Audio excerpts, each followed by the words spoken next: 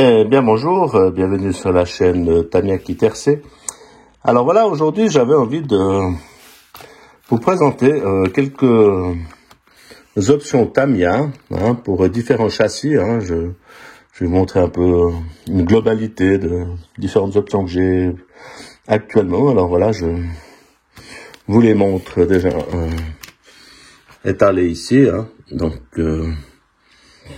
on a plein de pièces, différentes marques, donc combo moteur, enfin plein de choses. Voilà. Alors moi je vais commencer par vous montrer des pièces que j'ai commandées pour le châssis que je vous ai montré dans la dernière vidéo, donc le XV02 RS. Donc alors juste pour rappeler, il a déjà les roulements et pas mal d'options. Par contre, j'ai pris une chose que je trouve très importante, donc c'est pour moi la transmission, enfin pas la transmission, la direction en aluminium. Donc vous avez un kit déjà tout monté, donc avec des roulements. Donc je trouve qu'avec ce kit de direction, on arrive à avoir une précision et un peu moins de jeu dans la commande de direction de la voiture. Alors, ça c'est pour le XV01, et puis on est sur la marque Yeracing, donc qui est un optionneur pour modèle réduit. Donc voilà, ça coûte quand même, voilà, presque une quarantaine de francs. Donc là vous avez la référence pour le XV02. Donc voilà, donc c'est sympa. Moi je trouve que c'est une option qui est, si on veut avoir une précision dans la direction, qui est utile. Indispensable, c'est pas indispensable, mais utile selon mon avis. Donc Yeracing.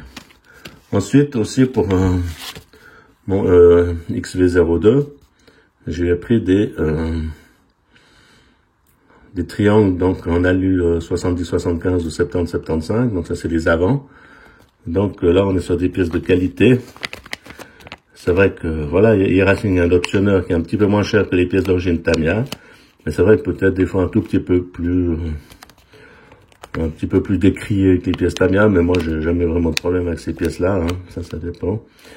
Mais ils font aussi des options pour d'autres marques, Traxxas, enfin tout le monde leur fait confiance, alors pour moi ça reste quand même une bonne marque, une bonne alternative. Et là donc on est sur des triangles en alu dur, donc à essayer. Et là aussi on gagne au niveau du jeu puis en précision des trains roulants. Donc des jolies pièces, anodisées noir comme ça, anthracite. Donc à voir, donc là c'est les avants. Et j'ai le même kit d'options pour l'arrière, pour donc le Tamiya XV02, vous avez la référence, donc la piste rallye, que ce soit le XV02 RS ou le standard, on est sur les mêmes options, si jamais pour ceux qui s'intéressent. Donc on est sur de l'alu costaud, ça pour le plier il faut y aller, Je suis d'accord que peut-être l'alu standard qu'on a sur la direction est peut-être un peu plus mou, mais pour la direction ça pose pas de problème, c'est déjà de l'alu travaillé dans la masse, usiné dans la masse, donc on est quand même sur de la bonne qualité. Donc ça c'est les pièces spécifiques à mon XV02 que je vous ai déjà présenté, Voilà. Et puis ensuite pour mon XV02, j'ai encore cette partie-là que je vous avais déjà une fois montré, c'est de l'électronique de chez Robitronic, Donc on est sur de l'hobby-wing, on est sur du loisir. Par contre, vu que ça sera une voiture plus typée rallye, le XV02 et on-road, donc c'est mieux d'avoir un moteur fermé, à mon avis. Après, on peut l'utiliser sur piste, Je vous dis, le RS a un châssis polyvalent. Donc voilà, j'ai ce combo en 4600 kV, qui pour moi est une bonne alternative. Alors voilà, le variateur est assez gros, chez Robitronic, mais très fiable. Donc pour un coût autour des 60, 70, 70 francs, 70 euros, 70 francs, voilà, ça dépend qui c'est. Voilà, ça dépend où vous l'achetez. Donc on est sur du brushless, powered by B-Wing, donc nouveau une électronique assez fiable, hein, mais de base, hein, on est bien d'accord. Hein. On n'est pas sur de la compétition, mais franchement, ça suffit largement. Ensuite, on va passer plus au TT02 cette fois, avec les options. Alors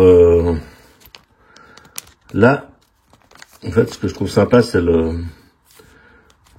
pour maintenir les batteries, hein, en FRP. Donc, c'est vrai que d'origine, on a un support en plastique, quoi, pour tenir la queue. Mais là, on a la version en FRP, là, qui est beaucoup plus légère, beaucoup plus sympa, avec des pièces anodisées bleues, là, pour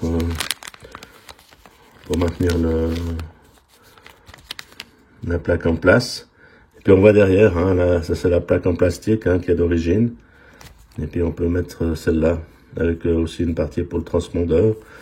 Donc une jolie petite option, hein, pour le TT02, ça. Hein. Donc si vous voulez la référence, ben vous la voyez en haut. Ben voilà. Aussi pour le TT02B, hein, qui est la version buggy. Voilà. Alors là, je continue sur les pièces options pour le TT02. Donc, alors là, c'est les pièces officielles Tamiya, c'est pas du Yerasing. Donc ça, c'est aussi toute la direction. Donc, vous voyez, Tamiya, c'est tout de suite un peu plus cher. Hein. Bon, là, on a des pièces avec un alu peut-être de meilleure qualité. Encore à voir, hein, par rapport à Yerasing, mais voilà, on est sur les pièces officielles. Donc, on est sur la direction alu. Pour un châssis TT02, mais attention, ça c'est le type S. Hein. Donc, ce sera pour mon TT02 SRX, que je vous ai déjà montré, qui a toutes les options, mais malheureusement pas la direction alu, hein, parce que ça ferait grimper le prix encore. Hein. Donc, encore une fois, hein, moi, s'il y a la possibilité de mettre des directions en alu, c'est toujours plus précis, hein, que la direction d'origine. Et puis, voilà. Moi, je trouve que c'est important. Donc, je vous donne la référence, là, OP 1965. Et puis, vraiment, des pièces. Mais attention, hein, parce qu'il y a le TT02 normal et le S. Il faut vraiment, quand vous faites une commande, bien préciser, vous pouvez avoir votre type de châssis, hein, que vous avez. C'est juste le type S, le SRX et puis le SR, hein, dans la gamme S. Puis la gamme S, c'est le moins cher. Voilà. Ok, ben, dessin. Et ensuite, je vais vous présenter aussi plusieurs choses. Donc ça vient de chez Carson. Donc c'est le fournisseur de pièces Tamiya en Allemagne. Et là, vous êtes sur un support châssis, mais la barre on va dire, de renfort en dessus, pour le dessus, pour le TT02 et TT02S, hein, comme on peut le voir, de 2 mm. Donc on est sur une platine carbone. Pour le coup, bah, c'est joli.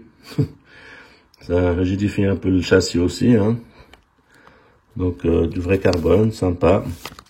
Je trouve que le prix, à 26 francs en Suisse, ça fait aller 30 €. Je trouve que c'est une jolie pièce qui peut apporter aussi un petit côté look, hein. Et puis c'est pour le, donc là moi j'ai utilisé aussi sur le Tamiya SRX. Hein. Donc on est sur la platine supérieure en carbone. Hein. Donc, je vous dis, il y a plein de pièces, hein, pour nos chers Tamiya, pour le TT02. Et aussi, moi ce que je prends comme option, hein, ça c'est pour tous les TT02, ça c'est encore mon avis à moi, c'est le support moteur en aluminium. Voilà, qui a des pièces originelles de chez Tamiya. Et là, vous avez aussi un moteur qui est bien maintenu, une dissipation de la chaleur qui est accrue. Donc, si vous mettez des plus gros moteurs, ça permet de dissiper la chaleur. Hein. Parce qu'encore une fois, je vais vous rappeler, un TT02, ça roule pas qu'avec un Mabuchi 540. Hein. Vous pouvez mettre... moi, j'ai mis un 10 tours et demi sur mon TT02R. Je vais me répéter, hein, mais ça pose aucun problème. Au contraire, ça roule très bien. Mais oui, il faut mettre les options qu'il faut, hein. Faut mettre les roulements aussi, hein, comme je vous ai expliqué avant, la dernière fois. Voilà. Et puis là, bah, c'est un deuxième, voilà. Pour avoir de la réserve, hein. Puis sinon, bah, il y a aussi les roulements. Alors ça, c'est les roulements d'option pour le MB01, qui est le nouveau châssis, M-châssis de chez Tamiya, que je vous ai encore pas présenté, ça va venir, mais là, c'est l'option que j'ai pris, parce que d'origine, il l'a pas non plus. Puis il existe aussi les kits de roulement pour un MB01 pour le TT02, hein, j'ai pas la référence en tête, mais enfin pour toute la gamme Tamiya. Donc on est sur les roulements officiels. Après, il existe plein de marques, Racing, tout ça, qui font aussi des roulements, qui sont peut-être un peu moins chers, je l'avoue. Mais voilà, après chacun ses préférences. Alors voilà.